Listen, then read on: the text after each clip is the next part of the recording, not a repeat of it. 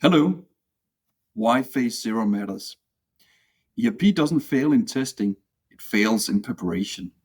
Let me explain.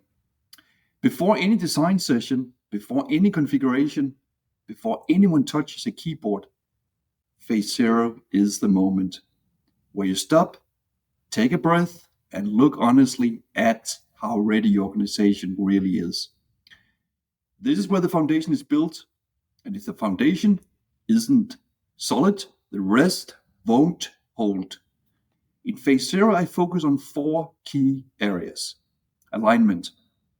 If your leadership team is aligned on goals, priorities, and what success really means.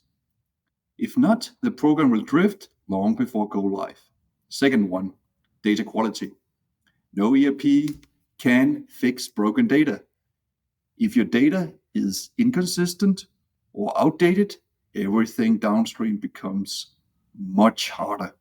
Migration, reporting, compliance, testing, just to mention few. Third, roles and ownership. People must know exactly what they own. Processes, decisions, responsibilities. Clarify here removes month of noise later. Fourth, change readiness. ERP isn't only a system change, it's a mindset and behavior change. If teams feel unprepared, resistance will show up everywhere in workshops, in testing, in operations. These points might sound basic, but they are the difference between a smooth implementation and a painful one.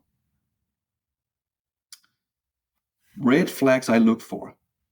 There are few signals that tell me if an organization needs more phase zero or less. Leadership isn't aligned, or the goals feel vague. Data can't be trusted. Ownership is unclear or even disputed. Teams feel overwhelmed by the change. These are not failures. These are actually opportunities.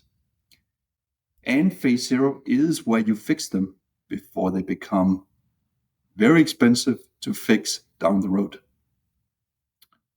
My recommendation, based on real experience working with global organizations, system integrators, has taught me a few things. One of them, be brutally honest about your readiness. Awareness is a strength, not a weakness. Invest early in data. Quality data is the cheapest risk reduction you will ever do. Clarify objectives and roles with precision. When people know what they own, accountability and alignment follow naturally. Engage people early. Communicate, train, involve them. Or as I always say, eat the elephant in small bites. Bring in an independent advisor, someone who can make a huge impact, who's not tied to politics, assumptions, or internal narratives.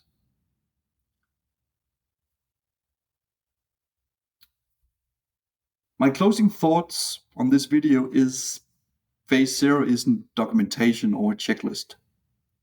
It's where direction, clarity, and momentum are created. If you get phase zero right, everything that follows becomes simpler. If you skip it, you will pay for it later in time, in cost, and frustration. And that's why phase zero matters. Thank you for listening.